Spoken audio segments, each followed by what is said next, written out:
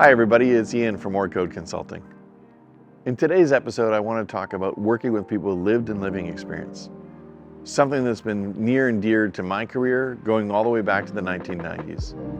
In program development, program evaluation, program design, the voice of people with lived experience has been a huge part of my career. In recent times, I know that getting more inclusion from people with lived experience has become really commonplace in lots of communities. My concern is we're not thinking through all the potential opportunities, nor are we addressing all the potential challenges. So let's name some of those in moving forward to ensure that the voice of people with lived experience and living experience is included and is not exploited. One of the challenges is ensuring that you don't just pick your favorite person.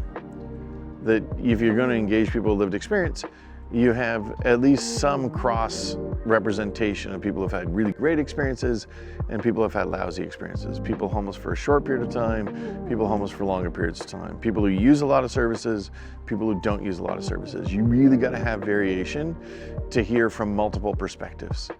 It doesn't mean that you have to do a representative sample, but you do have to think through, how do I make sure I'm not just engaging in groupthink with people with lived experience?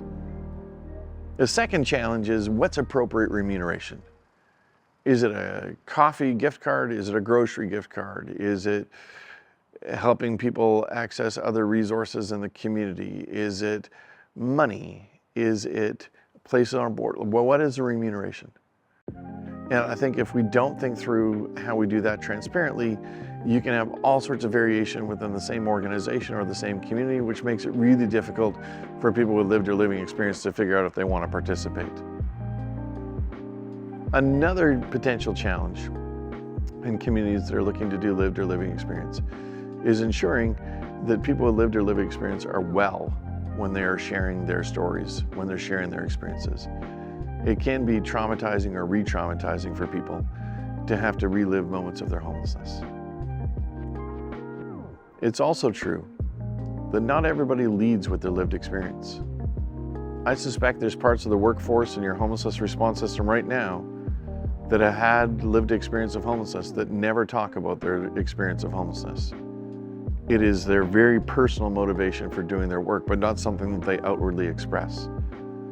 We shouldn't discount that either. There's certainly people who have been impacted by all sorts of housing instability in their life who never talk about it.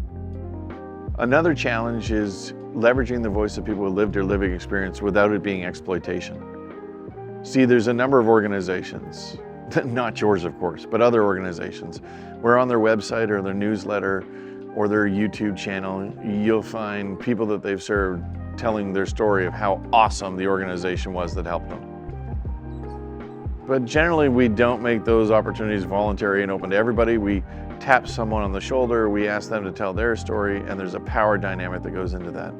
I am all for people with lived or living experience being empowered and supported to tell their story if they want to tell their story. But I am not supportive of us demanding, expecting, or creating power dynamics where people don't feel that they can say no. And I'm not in favor of just picking our favorites or people that we think have been successful.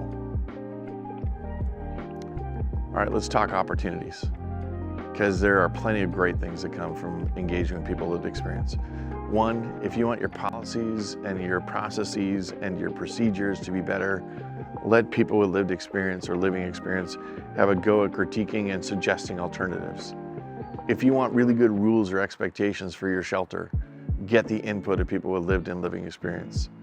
If you want help prioritizing where to put investment in the homelessness and housing stability response in your community, get the input of people with lived and living experience.